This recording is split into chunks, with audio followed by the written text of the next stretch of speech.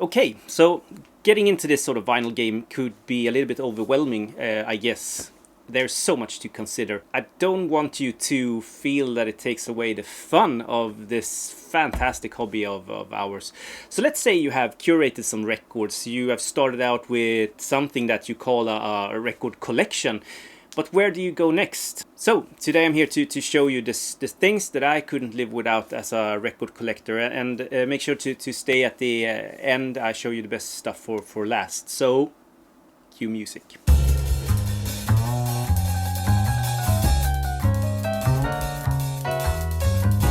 Okay, so number one, extremely expensive and thick speaker cables.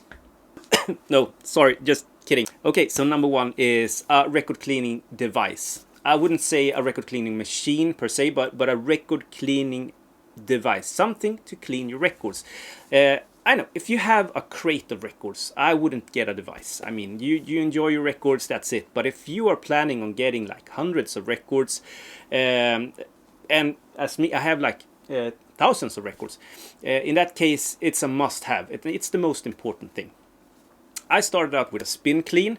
Works great, but I think that you pour the liquid in the tank and you just spin the record. So the more you do in that sort of set of tank, the dirtier they get. They bathe in the same water. If you catch my drift. What I did was after, I think I had like maybe 600-700 records, maybe 800, I don't know. I got the Okinoki, and it has worked fine. Today it's like a $600 record machine, a record cleaning machine. But considering the worth of my records back then, and especially now, it's a no-brainer. I mean, the math is pretty simple. Let's say that you have a record collection worth of $300. Getting a spin clean for like $60 or $70. I mean, it's an investment you have to make. If you have a record collection worth of $10,000, getting Okinoki for $600 is also a no-brainer. So it's the machine or the device around my record collecting that has given me the most joy, I think. The next one is a decent player and a good cartridge, and I put it like that because a decent player you can buy for, I don't know, a couple of $100 in new or used condition. A Riga, for example, would be a perfect fit for someone who starts to dabble into this sort of hobby. But I got a Riga P1 and I played my records with the cartridge that came along with it, I think the OM5, and that worked fine for the first year. But then I upgraded to OM10 and my mind was blown. It sounded so much better, and we haven't even discussed speakers and stuff like that, but I think that this is the main source of what's playing your records, and the OM10 just blew me away. So I got a year later a OM30, I think, the highest, the most costly cartridge in that sort of series. And once again, mind blown. I didn't think that something could sound that good. After that, I have bought the cartridges and put a lot of money into my cartridges because it's the thing that digs down in the grooves, isn't it? You need to have something that is good, and a decent player will perform. I bet it will perform, but just a decent cartridge won't take you to that sort of audiophile level. You don't have to pay a lot of money for a cartridge, just get a good one. The next one I want to talk about is shelving, because shelves is a pretty important thing. You could just throw your records around, but that wouldn't be any good, would it? I don't know if I have the best shelving system in the world. I have the IKEA Expedit. I've had this for years and years, and they have worked just fine. They are a little bit deep, so the records go way into the shelf. But my solution there was to build lists inside of the crate, so they don't. I could do them so they don't poke out, but they aren't too deep into the shelf. If you find one size, you can just do it on all. I have two 5x5s here and one 4x2 upstairs, and the good thing about the Expediton in IKEA is that you can buy them anywhere, anytime, and the same color. It would look exactly the same. But the main thing, I think, is that you can always build. So if you get a 2x2, that's what you need today when you start your record collection. Every crate takes about 70 records. Let's say you run out of room. You just get a 2x2 more, put it over the other one, and voila, you have a 2x4. So I like that shelving system. But that being said, there's so many more better shelves. There's so many more nicer looking shelves. This is what I use. And I want to point out that if you buy any sort of shelf, mount it to the wall. This is important because otherwise it will look like this. They are not sturdy when it comes to side by side. So I don't think that I don't think that any Expedit shelf has fallen this way, but a lot of them has cracked this way. So if you mount it to the wall, it's not going anywhere because it's heavy. Records are heavy shit. The next one is outer sleeves. And this is, I mean, you've seen this. If you go to a store, you see that records are put in a sleeve. This is for protection, not only from dust, but also from ring wear and stuff like that. I have no idea where you store your records in your home. If you do it in a basement, if there's a little bit of a moisture or something like that in the air, they will stick to each other if you don't put them in a shelf. I've seen this inner sleeve. Outer sleeve. I have seen this many times with records being ruined because of sticking to each other.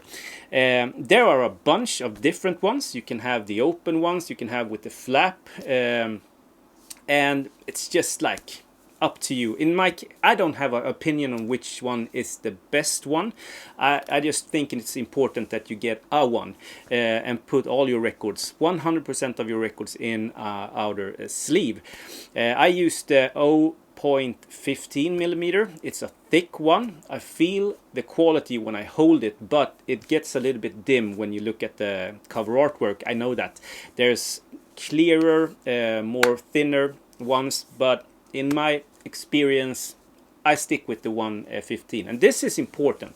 When you have found your outer sleeve, stick with it. Try a different ones, try a bunch, try it for a couple of months, I don't care. But when you find your sleeve, stick to it.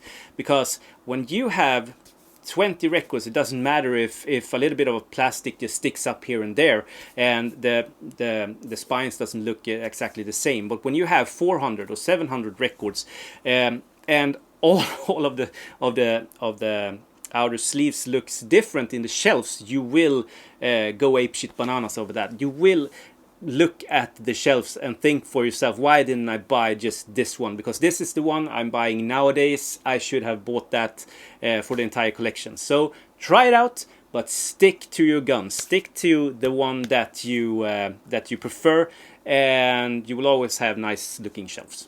And this is funny because people talk a lot about outer sleeves and the worth of the records and stuff like that, but no one talks about inner sleeves. And this is, I should say, almost as important as the outer sleeve, because when you have cleaned your records in your cleaning machine, because that's important, you don't want to just throw this into the same sleeve that you had before, because all that dust, all that sort of debris and particles and or years and years of dirt, you will just shove that in there again, and all that dirt will just go to the record. You need a new clean inner sleeve. Now there's again a bunch of different inner sleeves, and what would you get? Well, I would not buy the paper sleeves without the plastic inside. They will ruin your records, and it's a fact, because when you have paper against the wax and pull it in and out of the sleeve tens of times, hundreds of times, doesn't matter, you get microscopic surface scratches on your records. So you want an inner sleeve that has some sort of good plastic inside of the inner sleeve or the entire sleeve. I used to use the Mobile Fidelity inner sleeves. They are expensive, and I have moved to another brand that I think is as good but just half the price. And once again, I don't. As long as you don't take the paper sleeve. If you take the rice paper version, the Japanese version, the paper sleeve with plastic inside of it, or these Mobile Fidelity sort of rice paper with plastic sleeve, I don't care. Just use an inner sleeve. That way you will have those records in the shape, when you slide it in, the shape that it is today for all eternity. I mean, back in the day, they used plastic that stuck to the records, and that's also one of the facts. Sometimes you see like shadowing on old used records and stuff like that. That's the plastic that they used back in the day. We use better plastic today in our inner sleeves. In my opinion, this is not like outer sleeves. You don't need to have the same ones. Just find one or many and go for it. Some of the not so expensive records, I use the paper sleeve with the plastic inside, because I don't think that they are the most good looking, but I know that they are safe for the record. And for the more expensive records, I use those sort of Mobile Fidelity, because when I slide my records out and I want to play them and hit the turntable, I want that sort of good feeling that it's a clean record in a nice plastic sleeve, new plastic sleeve. And when I pull it out from the inner sleeve, I want to see the label, I want to see the record. It's just like part of the total impression of collecting records. Yeah, and the next one is a good brush. And there's a bunch of different brushes. So why should you get a brush? Well, you have cleaned your records in your cleaning device or machine, and you have put your records in a new inner sleeve. So check. Now you pull it out and you're going to play it. Now, wax, vinyl, is the best magnet force. Like, it builds up static. All dust you have in your room will go towards that record. And when you start to play, before you start to play it, when it spins, if you have a good brush that doesn't harm the record, maybe with a little bit of anti-static, you will clean off that sort of top layer of dust and make it just like, so the needle doesn't pull that stuff down in the groove, and also you don't have to worry about pops and stuff like that from just small debris. It's the sort of the tip of the iceberg, but it's important. And there's a bunch of different brushes. You have these ones and these ones and these ones. I use ordinary sort of, I have one with goat hair. Yeah, and one anti-static brush. I don't know, I don't feel that they are doing anything different, really, but they are fine. So I know that I'm not hurting the records, and my playing sort of experience gets a little bit better with the brushes. And I said that the record cleaning machine or device is the best one, but I think I changed my mind. These two here at the end, it will probably be my favorites of the stuff that I really have to have in my sort of vinyl collecting life, and it's Discogs and PopPsych. These record collecting tools, I should say, have been, I don't know if I would collect records as I do today if I didn't have those two tools. Because when you start out collecting records, or if you inherited your dad's record collection, or if you have your records since way back and now you're starting to play them again, and let's say you have 100 records, as fast as you can, go to Discogs, register yourself as a user. It's free of charge, it doesn't cost you anything, and start logging your collection. You will thank me. I bet you will thank me in a while, because this hobby is insane. And like 1, 2, 3, you have 1,000 records. And if you are going to start logging your 1,000 records on Discogs, when we have a problem. It takes so much time and effort, and it's fun. It's super fun. It took me an entire vacation, summer vacation, to log my records that I had back in the day, and that was maybe 800, 1,000 records, something like that. But it took months to log those. So I would, as soon as possible, start logging my records, because after that, every time you buy a record, the routine should be that you play it and you log it on Discogs. And I have logged mine with the grading also, so I know if I go back, I know what kind of play grade and the cover and the record has. And in the sort of information thingy, I write down how much I paid for the record. So with this, I could export my entire file. You have it in Excel, and in my case, my insurance company, this is what they need to if something happens with my collection. So I have it on file, I have it online, I have the grading of the records, and I have how much I gave for it. Now Discogs is awesome that way, because you can sort your collection in value and see how much your entire Discogs or your entire vinyl collection is worth according to Discogs. And this is good for insurance, maybe, and also it's damn fun. It's so damn fun to see your 25 most valuable records, or your 25 least valuable records. Sure, it needs improvement. There's tons of stuff that I would do if I was CEO on that company, but I mean, it's free. It's financed by people selling on the site, so you could post one of your records and sell that. You pay a small fee, and that's what they use to build their database and their company. If you don't want to sell, you don't have to, and it's still free. Now PopPsych is another thing. PopPsych is just a site. You pay a monthly fee, and it will give you all the end results on eBay. So all records sold on eBay, you will get what they sold for. And this is if you're into the financial part of record collecting. Some hate it, I love it. If it was only about the music, I would stream everything. So that's being said, PopPsych I love, because you pay a monthly fee and you can look up, let's say, a Thelonious Monk record.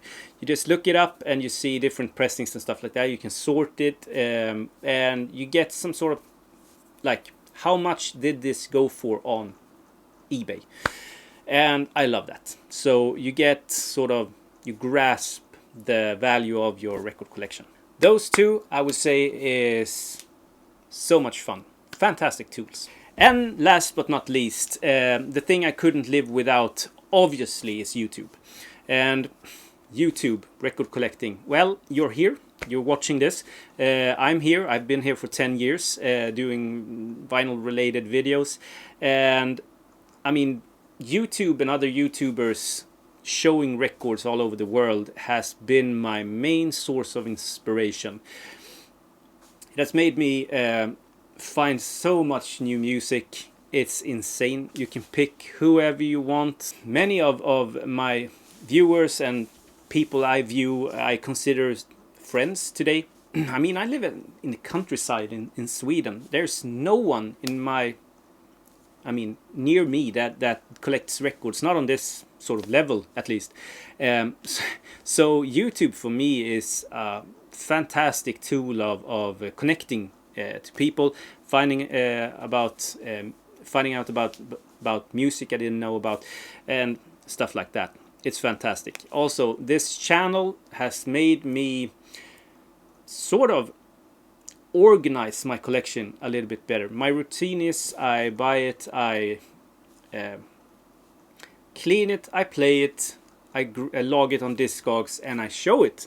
And after I showed it here, I shelf it. So that's my routine, and that has made me, I think, the collector that I am today, and made my record collection look like it is today. It's all thanks to YouTube. If I didn't have this channel, I would still use YouTube for information about vinyl records, I think. That's it. That's my tips on stuff that I couldn't live without when record collecting. So please subscribe if you haven't, and have a great day, everyone. Bye.